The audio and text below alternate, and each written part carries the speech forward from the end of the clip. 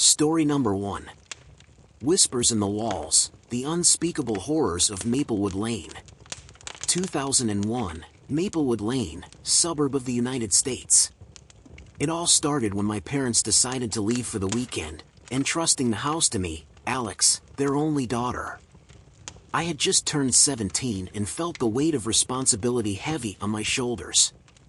But as nightfall approached on that first evening, another weight entirely began to manifest itself. The whispers began quietly. At first, I thought I was just hearing the old house settling. But as I lay in bed, the muffled voices became unmistakably human, a mix of cries and pleas that seemed to emanate from within the walls. Terrified, I pulled the blankets over my head, praying for dawn. By morning, I was determined to unravel the source of those haunting whispers. Curiosity led me to the attic, a place I had seldom ventured. Dusty and dimly lit, I rummaged through old trunks, hoping for clues. That's when I found them, a series of aged letters tied with a fraying ribbon. The letters told the story of Isabella, a young woman who once lived in the house in the 1970s. Desperate pleas were written to her lover, James. She spoke of strange occurrences in the house, chilling visions, and an increasing feeling of being watched. She had suspected that some locals were practicing devil worship and had, somehow, brought something sinister into her home. Her final letter, dated 1976, simply read, "I fear for my life. I hear them inside the walls. They're coming for me." After that letter, there were no more. Spooked, I shared my discovery with my childhood friends, Rachel, an aspiring journalist, and Mark, a young, skeptical detective. Intrigued, Rachel decided to dig deeper, interviewing older residents of the suburb. From Mr. Thompson, the town's librarian, we learned of an old legend. A group of youngsters had dabbled in the occult in the 1970s. They'd attempted an exorcism on a girl named Elizabeth, who they believed was possessed. But the ritual went horribly wrong, resulting in Elizabeth's death and unexplained deaths of 3 others. Since then, many believe that the spirits of those involved roamed our town, seeking to be set free. Mark, ever the cynic, tried to find a rational explanation. He consulted with Jake, a young architect, to explore hidden spaces in the house. Their discovery was chilling. Behind the walls of my bedroom, they found a sealed-off chamber containing ritualistic symbols, old photographs of the alleged devil worshippers, and remnants of what looked like a failed exorcism. Rachel's research led her to an old newspaper article from the 1970s. It mentioned Isabella's sudden disappearance, along with the gruesome discovery of 4 bodies in the woods. The cause of their deaths remained a mystery, but each body bore a mark resembling the symbols found in the chamber. The article concluded with a dire warning from a local psychic, predicting more deaths if the spirits weren't appeased. The final night before my parents were to return, Mark, Rachel, and I decided to hold a séance, hoping to communicate with the spirits and set them free. We sat in a circle in my bedroom, candles flickering, and began to chant. It didn't take long for something to respond. The walls echoed with whispers, growing louder and more frantic. Shadows danced, and the temperature dropped. Suddenly, a visible apparition of a young girl, presumably Isabella, appeared before us. Her eyes, filled with anguish, locked onto mine as she uttered, "Free us." Following her lead, we ventured into the woods, discovering an unmarked grave. It was here we believed Isabella and the others were buried. We decided to give them a proper burial and appease their restless spirits. It worked. The hauntings ceased. The house, once filled with tortured whispers, returned to its peaceful state. I could finally rest easy. But the memories of that weekend would forever haunt me. My parents never believed our tale, chalking it up to youthful imagination. But Rachel, Mark, and I knew the truth. We had faced the unspeakable horrors of Maplewood Lane and lived to tell the tale. Years have passed, and I often find myself driving past that old house, the weight of its history heavy on my heart. But I find solace in knowing that we did our part, and the spirits of Isabella and the others, once trapped in anguish, were finally free. Story number 2. 2002, Hawthorne Street, suburb of the United States. I remember that ominous day as if it were yesterday. The clouds had begun to gather, casting the town in a dismal gray. My name is Leah, and in the summer of 2002, I faced an unspeakable horror. My grandmother had left me an antique mirror upon her passing, an ornate relic with delicately carved edges and an unsettling patina. I'd often felt an eerie sensation when I looked into it, as if someone or something was watching me from the other side. One evening, as the wind howled outside, I was getting ready for bed. As I glanced at the mirror, I froze. My reflection wasn't copying my actions. Instead, it stood still, staring at me with an unsettling intensity. And then, to my horror, it beckoned me, motioning for me to come closer. Its fingers reached out, trying to pull me into its realm. Panicking, I ran out of my room, crashing into my neighbor Ben, a budding paranormal researcher. Having heard my scream, he'd come to check on me. I relayed what had happened, and as skeptical as he was, the fear in my eyes convinced him to investigate. Ben called in Mia, a history student who had been researching our town's past. She unearthed a dark tale related to my mirror. In the late 1800s, a group led by a sinister figure named Lord Alistair had used the mirror in occult rituals. Their goal was to open a gateway to another realm. They succeeded, but at a terrible price. Each member, including Lord Alistair, died mysteriously. The mirror was rumored to contain trapped souls, forever yearning to escape by swapping places with the living. Determined to help me, Ben sought out Jason, a local priest with knowledge of exorcism. Together with Mia, we devised a plan to free the trapped souls and render the mirror harmless. On the night of the next full moon, we gathered in my room. Mia had discovered that this particular night was the anniversary of the ritual Lord Alistair had conducted. Jason began the exorcism, chanting in Latin, while Ben documented the event, hoping to gather evidence for his research. As the ritual progressed, the room grew cold, and an unnatural fog formed around the mirror. Faces began to appear, each contorted in agony. The most dominant was that of Lord Alistair, his malevolent eyes focused on me. He tried to entice me, promising power and eternal life if I would willingly swap places with him. But Jason's chants grew louder, his determination unwavering. Hours seemed to pass until, finally, with a deafening scream, the spirits were expelled from the mirror, leaving it just a harmless reflection once more. The ordeal was over, but the memories remained. I couldn't bring myself to keep the mirror, so Mia took it upon herself to ensure it was locked away, safely hidden from the world. Months later, as I was walking down Hawthorne Street, I couldn't help but glance at my reflection in the shop windows, half expecting to see Lord Alistair's wicked grin. But all I saw was myself, a young woman forever changed by the events of that fateful summer. Looking back, I'm grateful for Ben, Mia, and Jason, for their bravery and determination to confront the unspeakable. But I'm always reminded of the thin veil that separates our world from the unknown and the horrors that can lurk just on the other side. Story number 3. The phone call echoes from Elm Street. 2003, Elm Street, suburb of the United States. Driving down the tranquil streets of Elm, I couldn't have anticipated the chilling events that awaited me that evening. My name is Jason, and in the winter of 2003, I faced a terror that defied reason. It began with a simple ring. My phone displayed an unknown number. Hesitating for a moment, I answered. A voice, shaky and filled with terror, whispered, "Jason, help me.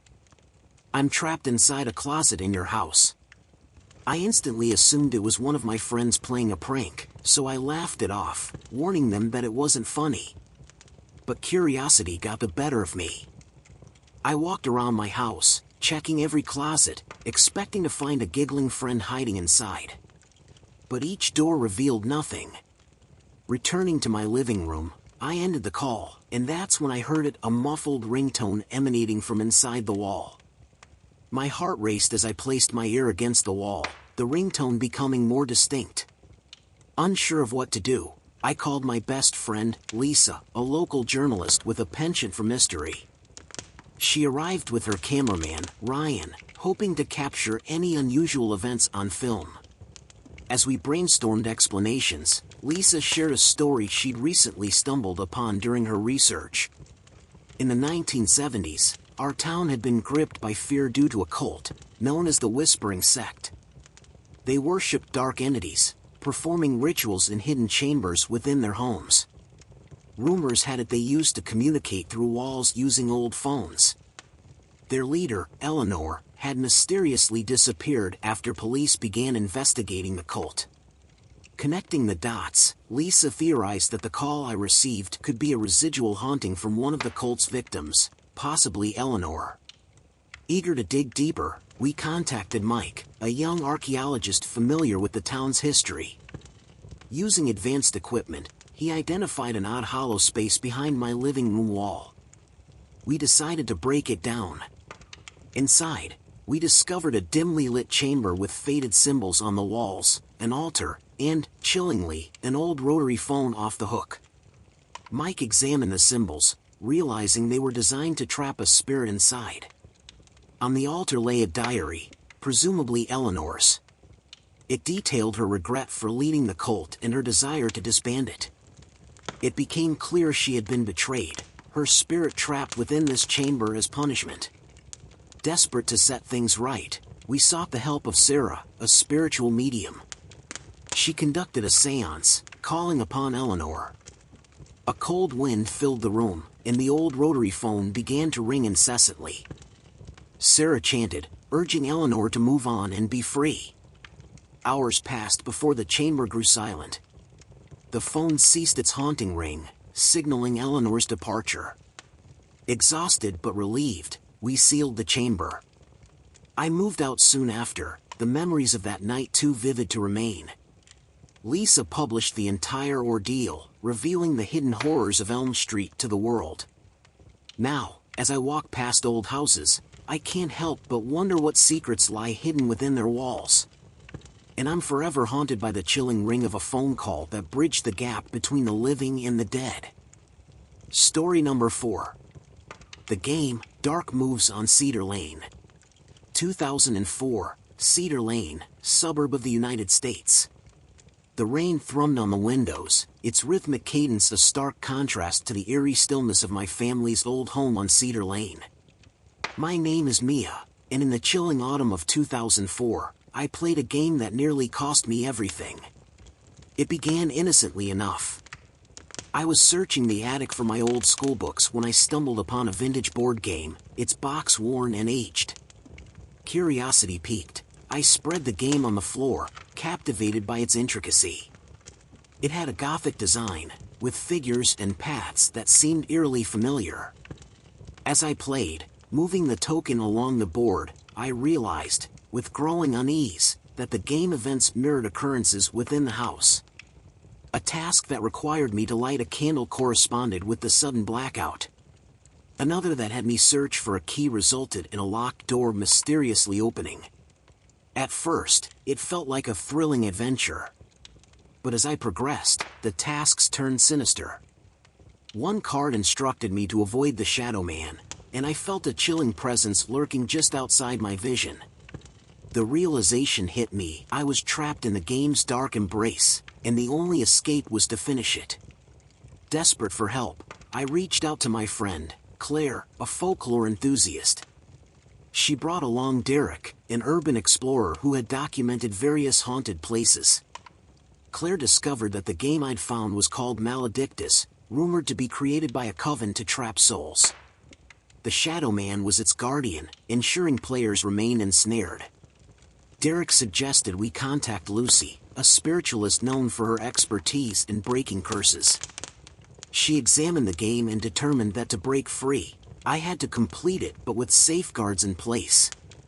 As I played, Claire, Derek, and Lucy formed a protective circle around me, chanting incantations to weaken the game's power. Each move became a battle of wills, the Shadow Man growing more aggressive, trying to pull me into the board. Hours felt like days, but finally, with one last move, I reached the end. The room illuminated with a blinding light, and when my vision cleared, the game had vanished, leaving behind only the memory of its malevolence. I was free, but the trauma of that night lingered. Claire later wrote an article warning others about Maledictus, while Derek documented our experience, ensuring future explorers knew of its dangers. Years later, as I walked past a vintage store, I spotted a familiar-looking board game displayed in the window. My heart raced, memories flooding back. I hurried on, a silent prayer on my lips for the unsuspecting soul who might cross paths with Maledictus. Though I've since moved away from Cedar Lane, the chilling whispers of that cursed game remain a constant reminder of the thin boundary between our world and the dark unknown. Story number 5. The Disappearing Room, Shadows of Hawthorne Drive. 2005, Hawthorne Drive, suburb of the United States. Walking down the familiar corridor of my childhood home on Hawthorne Drive, I never imagined I'd unravel a mystery that had haunted me since my earliest memories. My name is Anna, and in the chilling summer of 2005, I ventured into a room that wasn't meant to be found. The house always felt like it had one room too many, a sensation that puzzled and intrigued me. Late one evening, after a tiring day of cleaning and reminiscing, I stumbled upon a door I had never seen before. Confused but curious, I cautiously entered. The room was draped in an eerie stillness, its corners filled with belongings I recognized, toys I remembered losing, clothes I thought were donated, and drawings I had no memory of discarding. The room felt like a time capsule of my life. But when I turned to leave, panic set in. The door I had entered through was gone. No exits, no windows. The walls seemed to close in, and I felt a sinking realization that I was trapped in my own memories. Desperate, I called my friend, Owen, a historian with a passion for the paranormal. Thankfully, my phone still had a signal, a sliver of connection to the outside world. Owen arrived with his colleague, Jenna, an architect who often studied unexplainable structures. While they couldn't see the mysterious door, they could hear my voice echoing from a solid wall. Jenna hypothesized that the room was a sort of architectural anomaly, a space that only occasionally anchored itself to our reality. Owen, after some research, discovered a dark legend tied to Hawthorne Drive. A sorcerer once lived on this land, dabbling in the forbidden art of temporal manipulation. He created chambers that existed between moments in time, rooms that would appear and disappear, tethered to the memories of their inhabitants. My only way out was to reconnect the room to the present. Jenna directed me to find a recent belonging, something from the current year. In the room's shadowy corners, I found a diary I had begun writing in just months ago. Grasping it, I willed myself to focus on the present, on the tangible sounds of Owen and Jenna outside. Hours felt like minutes, but gradually, a door began to materialize. I burst out, the weight of decades lifting off my shoulders. The ordeal was over, but its shadows lingered. Owen published a paper on the sorcerer of Hawthorne Drive, and Jenna documented the architectural anomaly. Those skeptics dismissed our experiences. Now, as years have passed, I often ponder the nature of memories and time. But one thing I avoid at all costs: closed doors in old homes. Because on Hawthorne Drive, I learned that some rooms are best left undiscovered, and some memories are best left untouched.